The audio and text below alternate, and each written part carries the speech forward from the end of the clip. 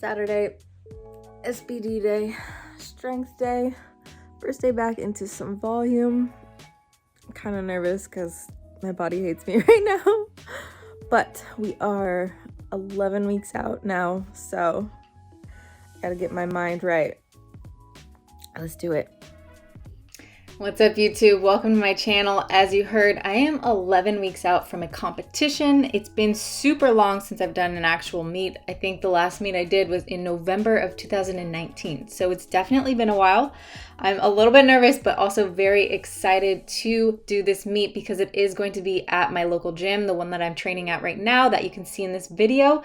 So I'm going to be doing it with a bunch of friends and people that I see every day. So it will be a lot of fun. And I wanted to take you guys through how I'm approaching this meet prep and things that you guys can really apply to your own training as well. If you are doing a meet, I have a ton of tips ready for you guys. I even have a first meet guide on my website that you guys can download. It has everything you need to know what to expect, how to do certain things, all of the rules, things to bring to the meet, all of that good stuff.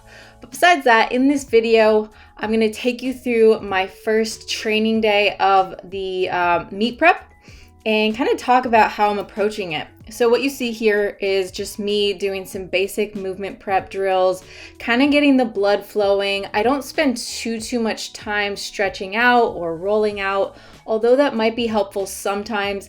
For me, it's better to just get in the movement pattern as soon as possible.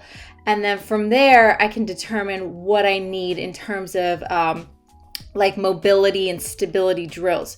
So I try to get under the bar as quick as possible. Like you see me doing here, I do a ton of reps with just the bar. I might start out a little bit more tight, but as the reps keep going, I get a little bit looser. I kind of groove my movement pattern. And again, from there, I can determine if I need to apply any specific movement prep drills. I do warm up a little bit slow in terms of how much I add at a time. So you can see I just did the bar and then I did a green, which is 88 pounds, I believe.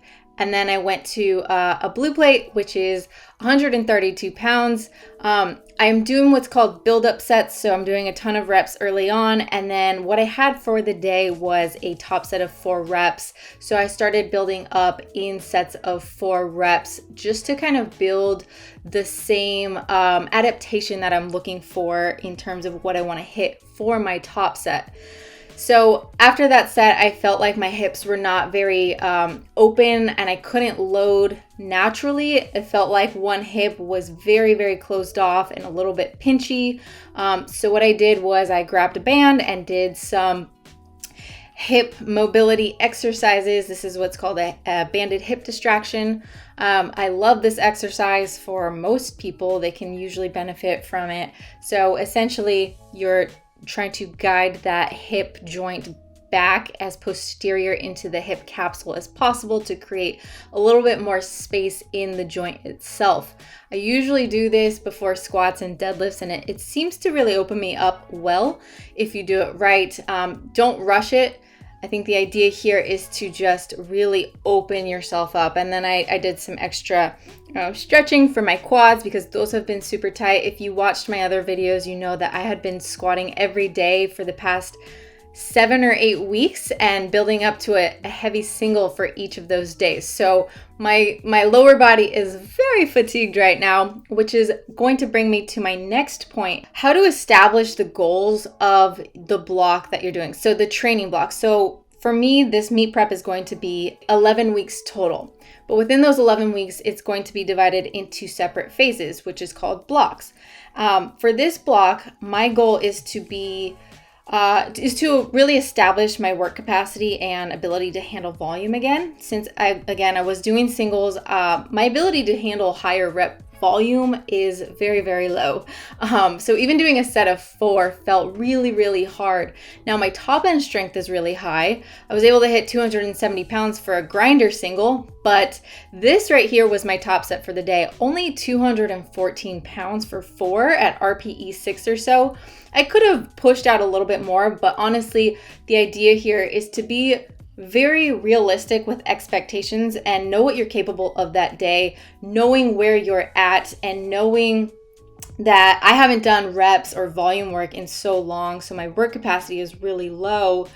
And I didn't want to jump into doing too much too soon. So again, my fatigue levels are very high right now. So it's important to really understand this about yourself and know where you're at as you approach different phases in your training cycle. I'm also in a slight caloric deficit, which I'm trying to level out right now, but that really didn't put my recovery status in a good place either. Indications of higher fatigue might be achy joints or muscles, perceived tightness, so my hips are being really tight. The movement might feel really foreign, so my squats felt really, really foreign, and the weight might feel heavier than expected. So like I said, I hit 270 pounds, so naturally I should be able to hit, like 220 to 230 pounds for reps, but my work capacity and my fatigue is going to play a role in how I'm able to handle certain things at the time. So again, be very open and honest with yourself. And that's why having a coach or really understanding how to be dynamic in your programming is very, very important, especially when you are preparing for a meet, because the last thing you want is to push yourself beyond your ability to recover and then put yourself into a really high fatigue debt. So by the time you get to the meet, everything just feels like shit. So that is where I'm coming from right now, and I suggest you guys do the same thing. If you're ever approaching a new training block coming out of a different phase, so say you had a really high volume and hypertrophy phase where you were focused on building muscle and doing a ton of reps, and you jump into a strength phase, just know that there's going to be somewhat of a transition phase. So be aware of how to ease into that, and also be aware of what you need and what your abilities are for that time. So for me, I didn't do any back off volume. I only built up to a top set on my squats and deadlifts. Bench is okay. I was able to do a lot of volume during bench because bench, I just always do volume. So that wasn't a big transition for me for bench. So the main things I'm trying to really work on right now are my squat and deadlift. And my deadlift has also been a little bit detrained because I was so focused on doing my squats. So I hadn't really been focused on doing a lot of volume or intensity, and they kind of just stalled, and it led my movement to feel really foreign. So again, my goal for this block for my deadlifts is going to be to reestablish my technique, build my confidence in the movement, and not really force the load progression from week to week, because that again is going to put me into a higher fatigue debt, and the progression is just going to stall out. So that's it for this video.